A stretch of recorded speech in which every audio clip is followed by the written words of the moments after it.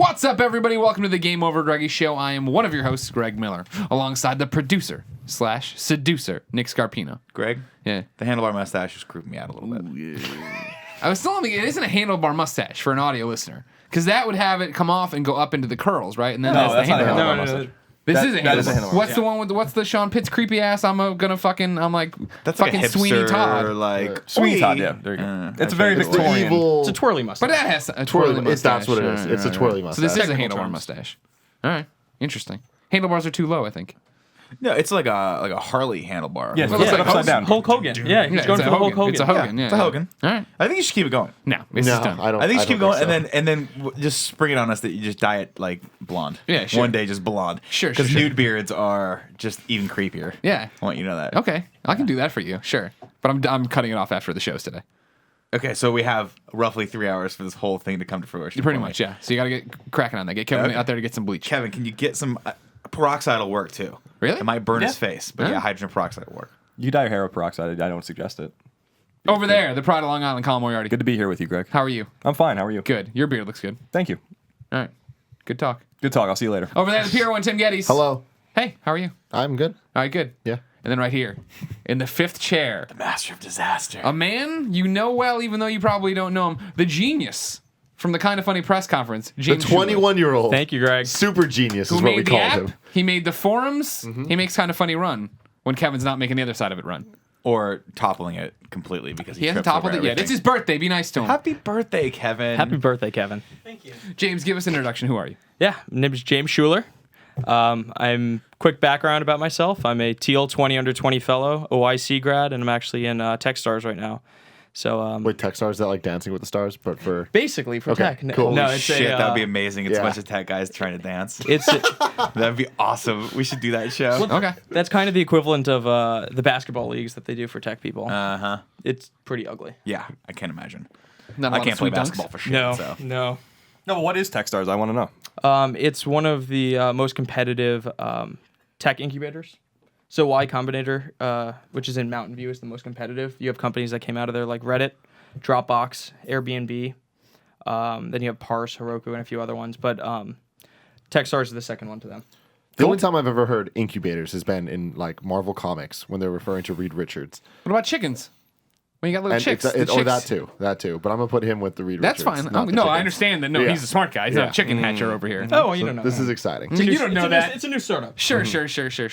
So, you're fascinating in general because you're very smart. Clearly, you're so smart you don't have to go to school. You're making millions of dollars out on your own as a 21-year-old. Why waste your time building our app and forum? It seems like yeah, you are Reed Richards and you're wasting your time and your talents right here. You need to go out there and get the cosmic it out. dust to become stretchy. Yeah, so I've been a big fan of you guys since you guys were doing Beyond. Never heard of it. And but you're not even gonna say Beyond? You really forgot about the When whole you thing. say You don't no, say it no, when it's no. for the When it's title. in context, you don't say it. Okay. It's when you do it, you're like, well, beyond this, then it. Okay. Yeah. Which makes it even more annoying. Because it would be Just one because thing. you've never been on a popular show, don't hold it against me. I was on Knockin' Boots once. Oh! So yeah, so I've been. God damn it.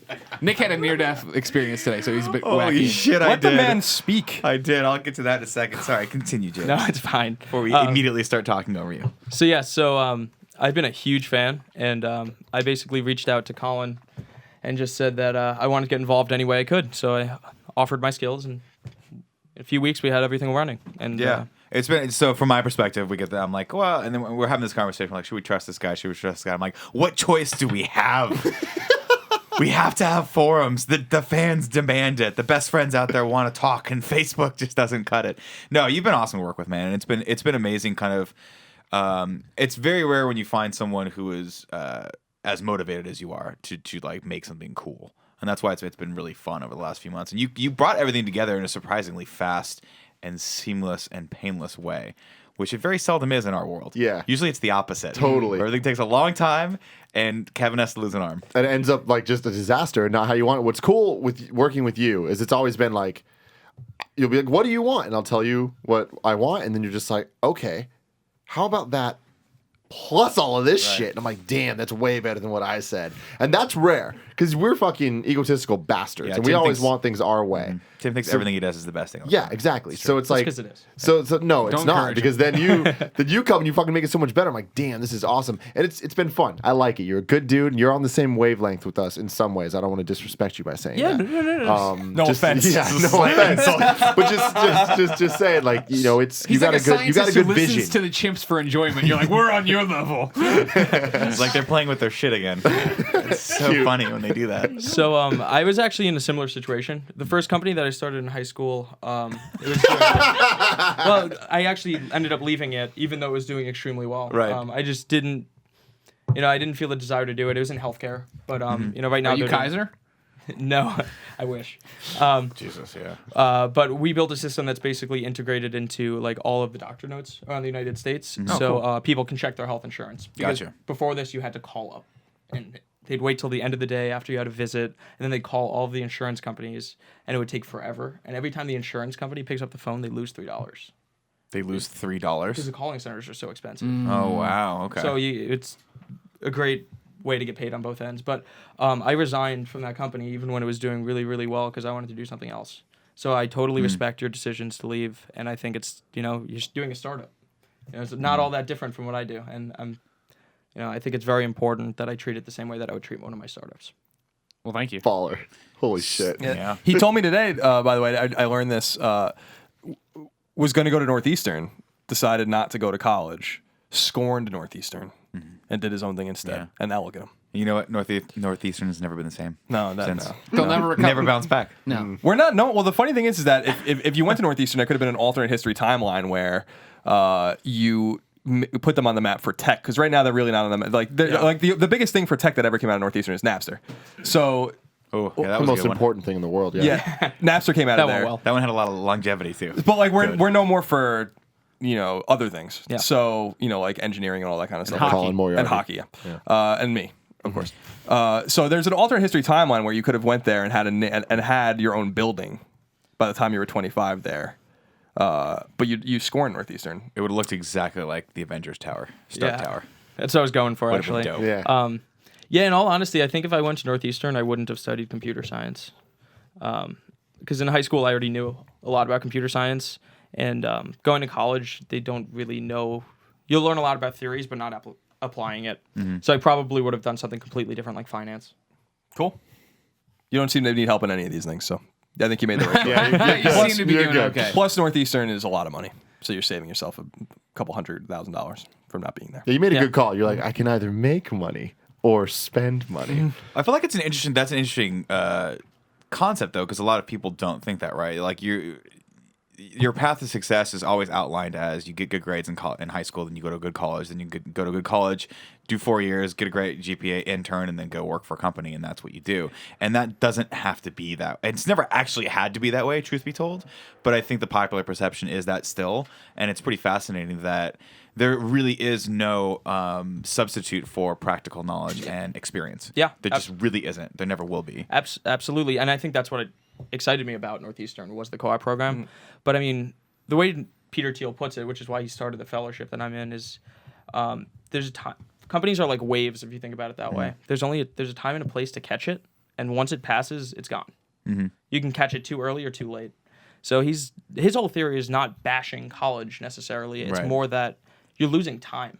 If you have an idea for a startup, do it now. Why wait till you're done with college? Because it's too late. Because by then, yeah, it'll be obsolete, most when, likely. When he did PayPal, he had to do it when he was in college. So God. What was I doing in college? Taco Bell. No, Del Taco. Actually, that was when I was on Just the eating and not taco inventing kick. it. That was basically it. I was eating. Well, I was invented consuming Del other Taco. people. Oh my God, I'd love that. I would totally wear that as a badge of honor.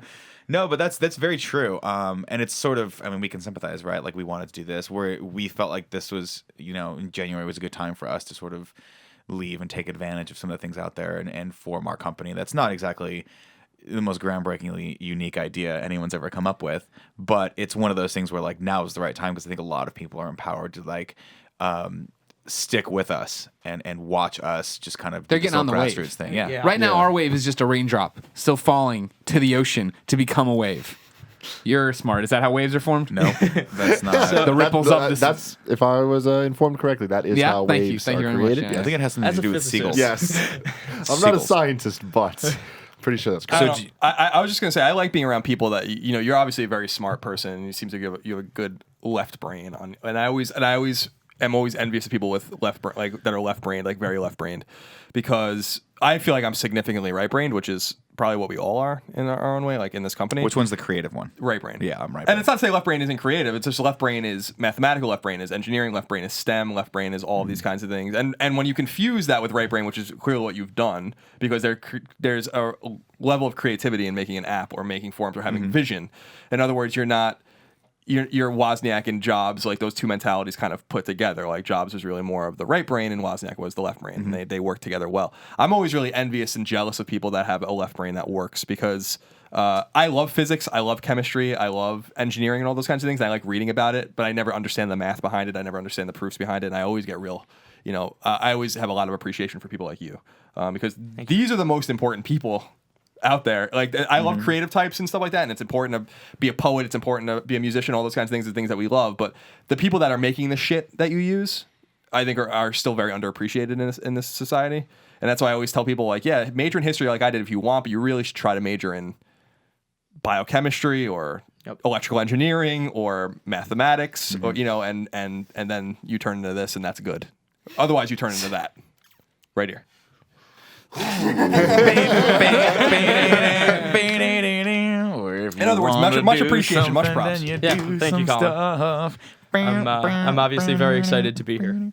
Good. We're Thank you excited for to have coming, you here, man. man. If you didn't know, ladies and gentlemen, this is the Game Over Greggy Show. Each and every week, 4, sometimes 5 best friends gather on this table, each bringing a random topic of discussion for your amusement. If you like that, you can head over to patreon.com/kindafunny, throw us a few bucks in support, and get each and every episode a couple days early. A full week for the whole thing. If you don't want to give us any money, no big deal. Go to youtube.com/kindafunny, where each topic is broken out day by day, and then the entire thing posts on MP3 services and that same YouTube channel each and every Friday. James, you're the guest. You get to go first. Okay. So, with the recent success of things like Tesla and all the new battery-powered companies that are coming out, I wanted to see what you guys thought of a society where we no longer need gas, and what is going to happen to the countries that are solely reliant on oil. This is a great question. It's a great question. I just watched a great documentary on Netflix called Pump. Have you seen this? No. It talks about, it goes back in the history of gas and why we got on the gas standard as the United States, and obviously had to do a lot with prohibition. And originally, which I did not know because I did not really pay attention ever in school, was that, one little misstep or step in a different direction, if someone had stood up to Rockefeller in Congress, and we would probably be powering our automobiles with alcohol right now, if not some other form of biodiesel fuel. It's fascinating. It's going to happen, for one thing, because crude oil is a finite resource. We can't make more of it. Like we can just go out there and grow corn and make that. I think we need to get on that. I think we need to get on that as fast as humanly possible. And it's even to the point where Tim has a hybrid car, right? Don't you have a Prius? Well, yeah, hybrid. It's a hybrid, right? But I have often thought, because I have a Honda, and when you live in the San Francisco area, it does not behoove you to buy a new car because your bumper will immediately look like what will it look like? It'll look like a fucking Wolverine attacked it. Oh, okay. Yeah. I was going to say it looked like Why? a Jackson Pollock. I was trying to get painting, you but there. Yeah. Oh, because of the hills? no, it's because happening? no one knows how to park in this city. And the way you park in San Francisco is by hitting the person's bumper in front of you and then kind of coming back Then into hitting it. the guy And behind then me behind you, and you're like, okay, you go boom, boom, boom. I'm equidistance. I'm good. You get out of your car, and then you forget to curb your tire, and you get a ticket. So what do you think is going to happen to the countries that rely on that, though? Because, certain countries, that's their only way of... Their only export. You're talking about the I was Middle gonna say, East, I was going to basically. say, so you mean like Venezuela, you mean Saudi Arabia, you mean Kuwait, you mean... Yeah, I mean, even the UAE, like, now they have tourism and stuff, but all of their money is in gas. Right. It's interesting. I mean, I'm of the mind that, I love these weird documentaries too. Who Killed the Electric Car is still Great. That's a great one. still That's one an of my favorite absolutely great documentaries. one. And that's all about how, like, we could have been off of gas 20 years ago with cars anyway, but all this shit, conspiratorial kind of shit happened. You can be off gas. Like, that's the other thing too. In this documentary, you can be off gas. We can be off gas now. I think they were talking about how they brought up I think it's Brazil, as they are 100% self-sufficient. And the reason they are is because they offer cars that are switch cars. I think they're called, or flex cars, where basically you can choose gas or ethanol, and there's a little switch that, like, you hit. It's just a computer that changes what tank it's taking. Changes a little bit of how the engine works and how it processes the fuel, but that's pretty much it.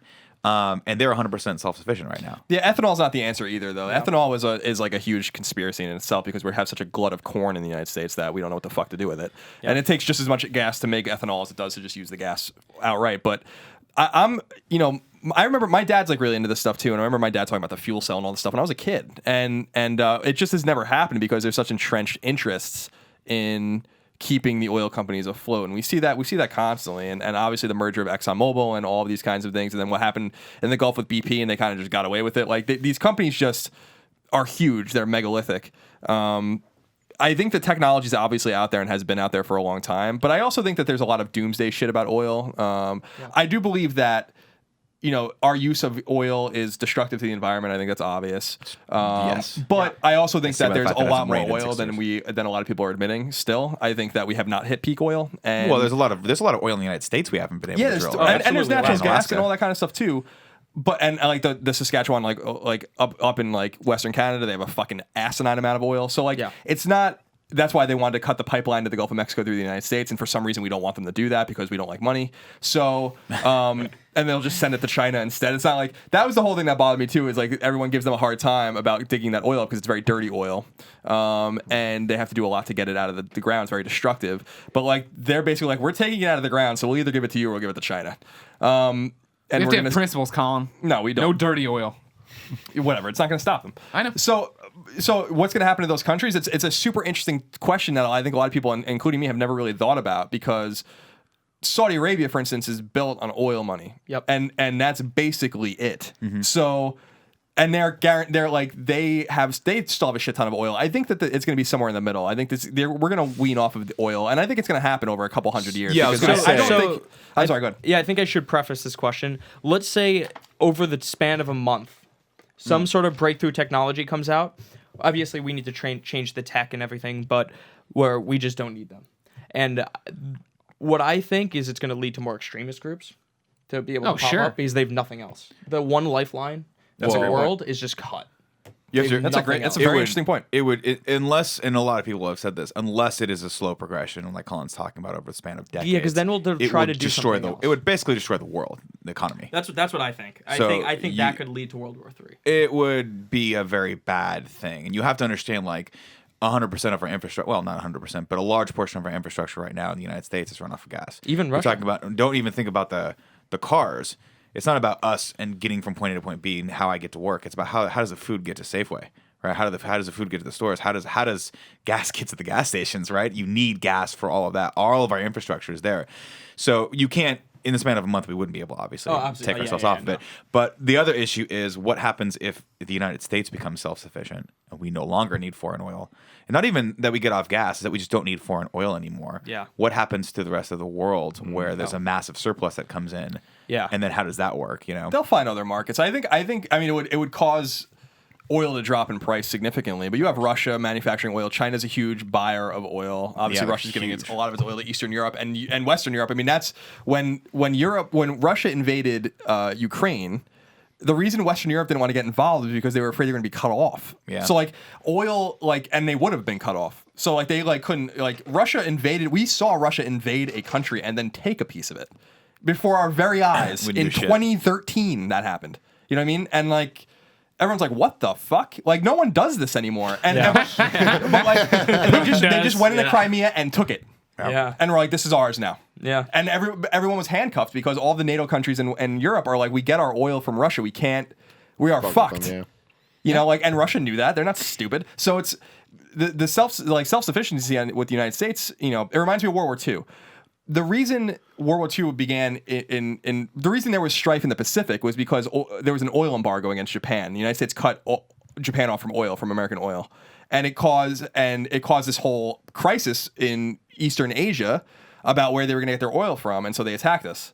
And obviously it's a little more geopolitically concentrated and complicated than that. But we've been fighting over oil for almost 100 years, and where you're going to get the oil from and keeping your oil pipelines open because it's always been important to the economy. I think eventually we're going to have an economy where, at least in the United States, where we have, first of all, I think we're going to transition to natural gas. I think that's the most obvious thing to do. We have a fucking asinine amount of natural gas in the Dakotas, in the middle of the country. And then we have to start researching things like, I hate to say it, but like we need nuclear power in the United States. Yeah. We need hydroelectric power in the United States. In California, we have all these crises with water. We have no desalination plants. You know what I mean? Like there's all these obvious things that you can do. Just put desalination plants every 50 miles down the California coast and you're fine. Yeah.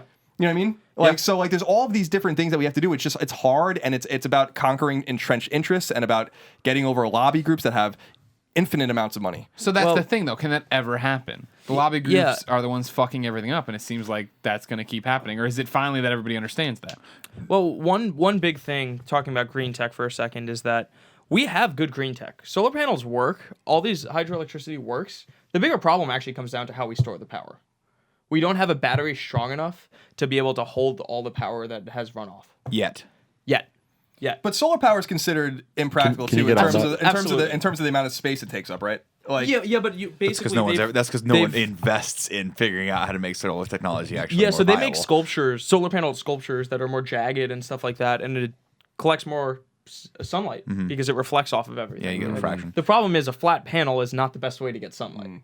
The sun moves, so it's very right. Well, you have to, impractical. You have to move them like an array of satellites, right? You'd have to move them or whatever. Yeah, rotate them. Yeah, I wonder. I mean, I also wonder in terms of transitioning how much NIMBYism is affecting things too. And what I mean by that, not in my backyard. NIMBYism. Let me try to. It's not in my backyard.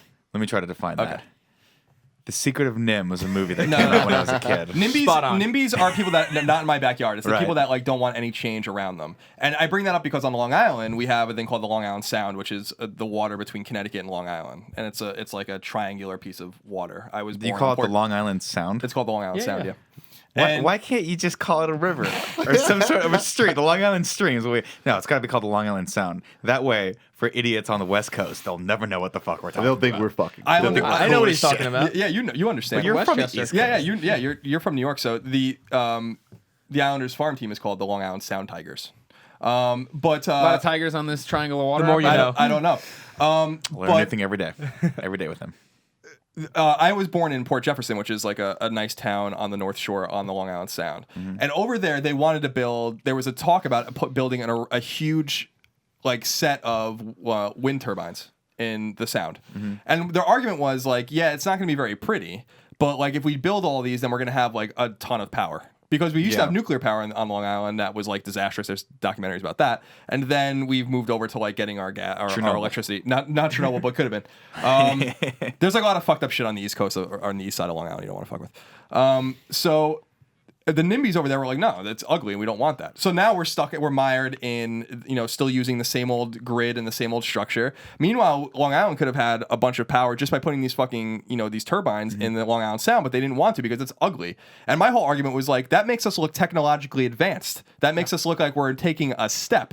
I understand the Long Island Sound is sacred to you and you paid all this money to live on the North Shore of Long Island and you want Right. to see Connecticut from there. But the fact of the matter is, this is what needs to be done. And that's the point I'm making. Hard decisions need to be made to wean people off of oil, to wean people off of these things, and to say, listen, like nuclear power, yeah, what happened in Japan is tragic. What happened in Chernobyl, obviously tragic, but it doesn't have to be like that, you know? Yeah. And here's why. Let's build them and we'll show you. Obviously, the China but then syndrome's you- real and things like that can happen, but it's not. Yeah, you deal with the waste of the nuclear plants, though. That's the problem. Yeah. That's why natural gas is so much more enticing because it burns so damn clean. There's like no way. There's no byproduct. Yeah, but of in it. order to get to the natural gas, that's You the gotta whole destroy problem. the world. Yeah, I mean, the liquid that's causing in earthquakes. fracking is like the same thing that's in like diapers, the same chemicals. So you're just pumping that stuff into the ground. That's terrible. So like, I don't think that's really a solution either. With Tesla's Powerwall, that seems very interesting to me as the battery tech progresses. That you can, power an entire house based off of just a $7,000 battery. Yeah, it's. I mean, that's what's going to be to answer Greg's original question is that like it won't. The change is going to have to come. And it's going to have to come from the actual oil companies, most likely, and it's going to have to come when they do that cost benefit analysis one day and go, guys, it's actually smarter for us now to start. I guarantee that Chevron and Shell, the corporations, know exactly what's next after oil. I guarantee they're already doing that research. They've got that R&D done. They know exactly what next technology they're going to push that works with their current infrastructure. Techron. What's that? Techron. Techron. Right? It's Just gonna better add for your Techron. Yeah.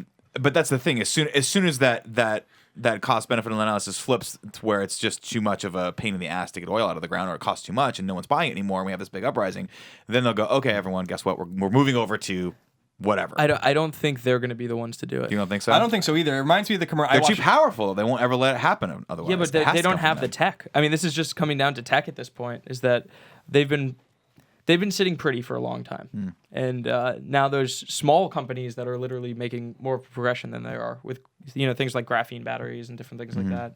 It's not them. It's smaller companies.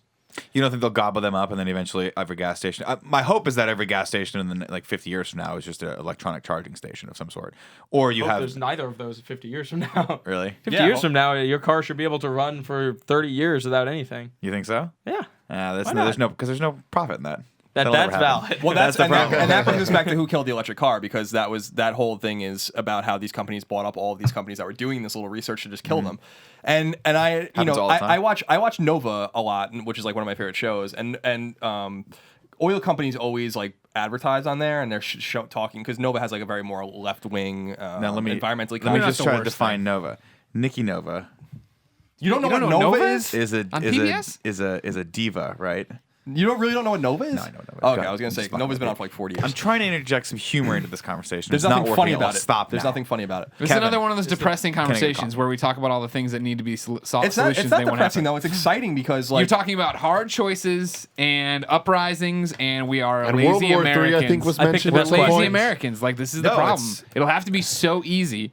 but Tesla will have to beat you over the head with it and be like, this is so easy. Why are you not doing this? That's and, true. and the But government point- will get involved. This is the conundrum with the oil companies. The point I'm trying to make is that on Nova, these oil companies often advertise, but they advertise all the alternate fuel things they're researching, and they'll show like a bunch of mathematical equations, and no one cares.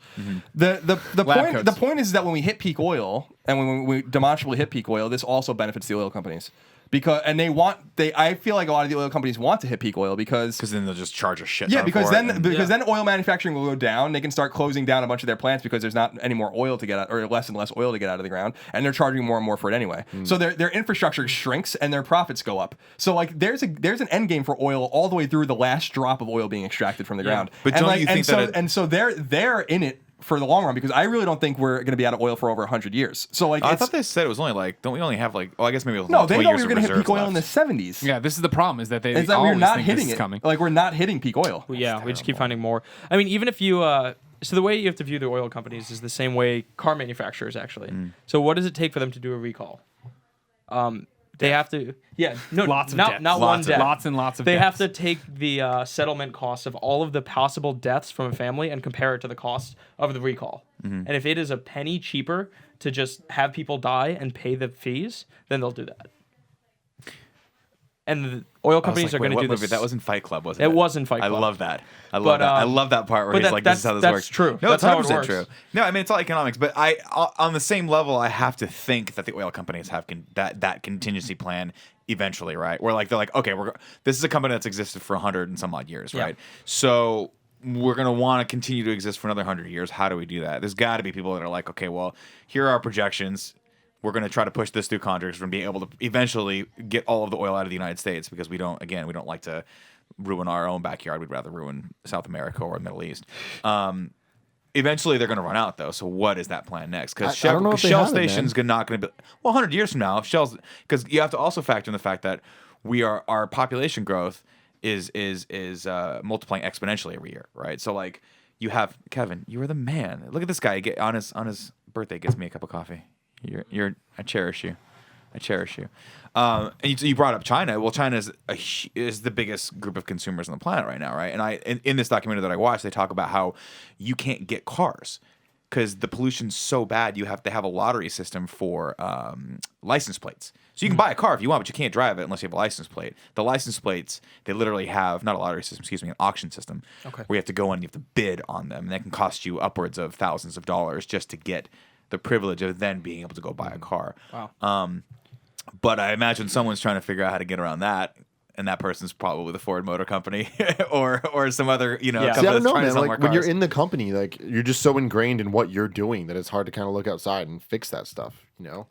It's not a fix; it's a profit margin. Yeah, It's- it is, but I also feel like, to Tim's point, I mean, you're making a good point. Like, I'm sure that Shell and ExxonMobil and all these guys are spending billions of dollars researching alternate fuel, but I don't think it's things that they can extract from the ground, or it's things that they can make. It's not them saying like, well, we can just invest in solar panels now. Like, But my guess would be that at some point you're going to see exactly that thing that happened with the electric car is still happening, right?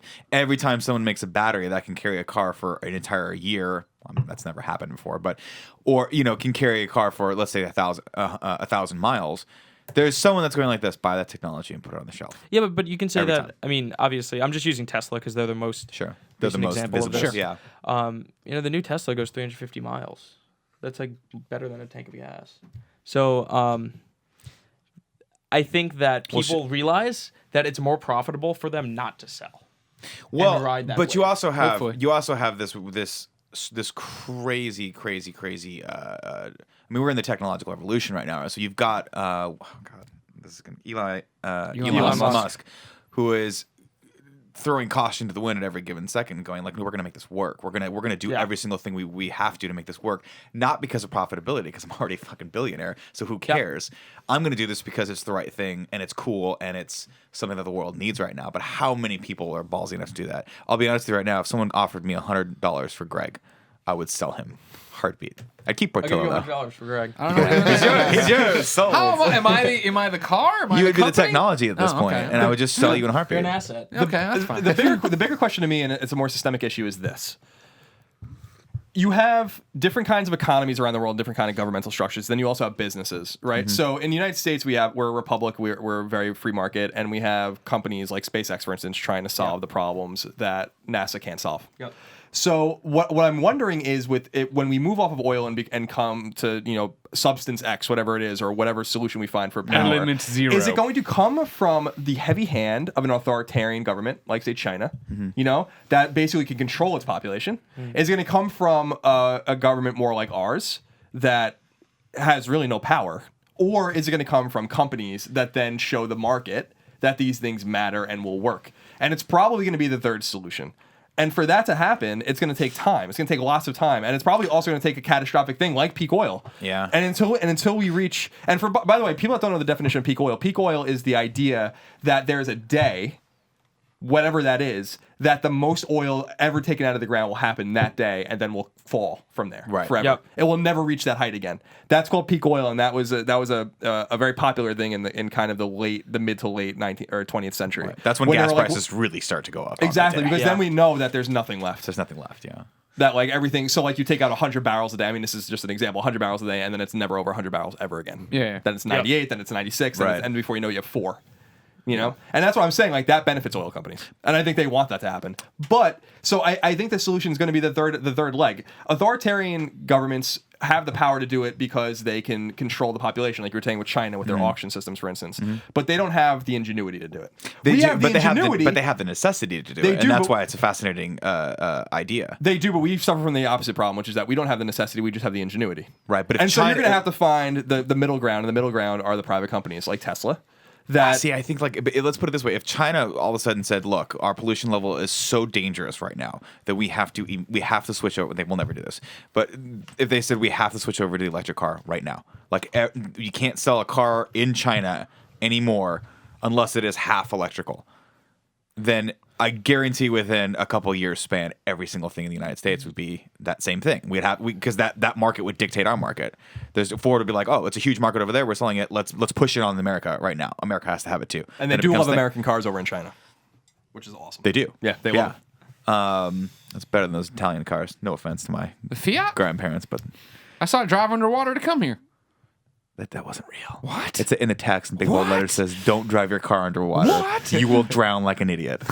It said that in the text? Is it right? Well, I'm paraphrasing. No, but Colin, that's true. But I honestly, we all know the same thing. It's going to be a slow progression, right? It's going to be like any other thing is, where people are going to fight it, and then people will adopt it, and in the span of like 50, I think they said, what's it going to be, like 4 or 5 decades? It's going to take to actually get the United States alone just on the idea of the alternate fuel source. But I mean, Like, are there people fighting it? I mean, I guess I'm very Yeah, biased people coming in from their San cars. it's not that Francisco, people but are it's like it's not that people are fighting it, but let's take a small example of how human beings, especially in the United States and especially in California, react to when a government tells them they have to do something.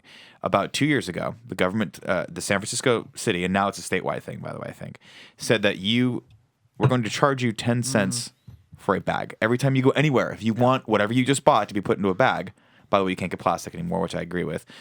We're going to charge you 10 cents.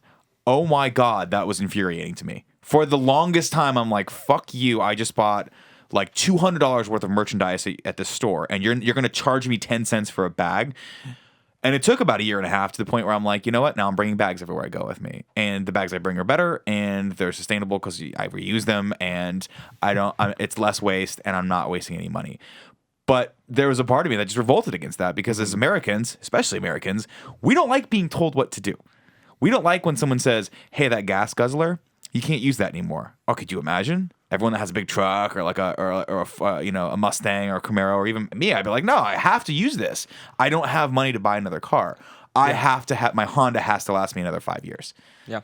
Or I have to sell Greg for a much higher margin than $100. Yeah. $200 for Greg Miller. It'll be interesting though because the symbol of excess before the crash was the Hummer. Remember in like 2004, 2006, Schwarzenegger had like 8 of them. Gas was cheap as shit. And everyone, like, I remember seeing Hummers everywhere, and you don't see them anymore because it's almost embarrassing to drive one of those now because Absolutely. it's a symbol of excess, of pre-crash excess. You know what I mean? Small changes like that will happen, but I think that to James's point, the more interesting question is what happens to the countries that have economies dependent on oil production. And again, the big ones to me are Venezuela, Russia, and especially the Middle Eastern countries like Saudi Arabia, UAE, and all these Even other countries. Turkey. Like, and the answer is they're fucked because they sacrificed, or I think smartly so, maybe diversifying their economy because they were making hand over fist money, on oil for decades and decades and decades, and the rest of the world took an interest in them. Like in terms of their protection and all these things, we're in Kuwait for no reason other than to protect their oil pipelines. Yeah. So that was another fascinating part of that documentary. Sorry to interrupt you. No, but they showed the entire Middle East. They showed all of the oil, like where the oil was brought out of the ground, and then they showed the American military base that was like within a 10-mile radius of them, and it's almost 1 for 1. It's crazy. Yeah, because we know. Like if something catastrophic happened in the Persian Gulf, especially, and like we weren't able to get oil out of there and extract oil out of there, we'd be screwed. Fucked. We have a reserve, but it's only a few months worth. So we always like stock away like 3 months worth of oil or whatever. And there's probably strategic reserve is probably way more for the military and stuff like that in case we get invaded or something. But those countries are in a lot of trouble. Yeah. And like we aren't because we have a bunch of oil that we haven't even tapped yet. Right. Plus we have all the technological advancements happening in the world, or most of them are happening here. Yeah. So specifically within a 20-mile or 50-mile radius where we're sitting. Yeah, I mean, like, so we're okay. And it is a scary thought to think about the revolutions that are going to happen in the Middle East. They have a high standard of living in in a lot of these countries. Not so much Venezuela, but in Saudi Arabia, like UAE. UAE. I mean, and the government pays everyone, just like they do in Alaska. Citizens of a lot of these countries do get payments from the government based on oil revenues. Just like in Alaska, you get like a few $1,000s a year just for living there because of oil revenue. So, it's a fascinating question I have never ever thought about. So what do you think? It's adapt or die, right? So do they adapt to something else? Is it impossible for them to adapt their economy to something else? And then does it just become, does it basically look like Spec Ops: The Line and like all these abandoned multi-million-dollar structures that are just there? Yeah, so my personal opinion, you guys could say whatever you think to finish it We up. generally do. I think that it may lead to another war, and we'll have really bad extremist groups because they have nothing else to look for. So the war is just because they have an axe to grind over the fact that even destroyed Russia, everything. most of Russia's economy is still oil. Yeah. You're talking about one of the biggest countries in terms of GDP, and we're just even removing their biggest asset. And they've already kind of proven that they're unpredictable. But the thing with it is, like, do you think it leads to a World War III if it's like you were talking about in your scenario of 1 month, it's a switch flipped, or if it's decades, is that still the problem? I think it would start out as extremist groups, and as the extremist groups grow and take over other areas, then it would grow into something bigger. Gotcha. And, overnight, not all the countries are going to go to war against each other. It would be interesting because you already see it. Well, it's not related to oil, obviously, but with ISIS like really spreading in Iraq and Syria, whatever, and basically becoming like an autonomous country. Yep. Those kinds of like just taking towns and being like they're ours now. It's very similar to what Russia did in Ukraine. I'm not comparing necessarily Russia to ISIS, but in most regards, but they both are just taking territory and you're like, well, it's ours now. And let's be honest, the United States is not exactly known for not invading places as well. Sure, but we've never actually taken something. We haven't done. In a while. I mean, everyone did land grabs, including us. Manifest Destiny was the justification of an entire westward expansion. So Right. we took the entire country. There's no doubt about that. But we haven't engineered. We just can't pull that shit off haven't now. engineered No. something like to take land in over 100 years. Like the last time we really did it was probably Spanish-American War when we intentionally exploded the USS Maine to make it look like the Spanish attacked us, and then we had this whole war and we almost took Cuba. So it was like I was just gonna say, I'm calling it right now. We should take Cuba. we wanted to take Cuba. We had our eyes on Cuba for fucking 150 years. Yeah. Like Still do. and it happened until after World War II. I mean, we still wanted it, and we're still there. Guantanamo Bay is on Cuba. Yeah. So it's like we haven't. The point is that the world has gone away from that, and we don't do land grabs anymore like everyone else has done, or in Africa or any of these places. So, So those things have changed, and what's interesting about the political dynamic, especially in Europe, is that if Russia no longer has a gun barrel against Western Europe's head with their oil, then NATO will get involved, and then you're going to have a massive conflict, an almost Tom Clancy-like conflict in Eastern Europe. I think that's probably going to be the powder keg, because I agree, you're going to have extremist groups in the Middle East, probably, that topple governments and do whatever they do, but it's probably going to be more isolated. When you're dealing with a country like Russia, with an infrastructure and a huge military and technology and all these kinds of things, and then you're dealing with Western Europe that no longer is afraid of them anymore, then that's probably the powder keg. You have to assume that it's going to be in that area. Do we feel like, in my opinion? But that's the question though. Is in this scenario, the United States has become self-sufficient. We don't need that oil anymore, and this is something that has sparked this big conflict. Do we get involved? Do we need to get involved? Yeah, we will. If we do, an attack on one is attack against all. So because we're UN, NATO. Yeah, NATO. So God, that would be the worst. And but at least we have military bases everywhere. Yeah, got that going for us. NATO's whole. I mean, and to be honest, the only time NATO has ever called into effect that, like, I think it's Article 5, which is the attack against all, which is the entire preface of NATO, was after 9/11 when people came to our aid. Yeah. So certainly we would have to. So certain, because like we after 9/11 we were like, NATO's in effect, like, and everyone, and there were some arguments about that. That's why all these countries that didn't want to go to Afghanistan went, because they're like, well, we got to do it.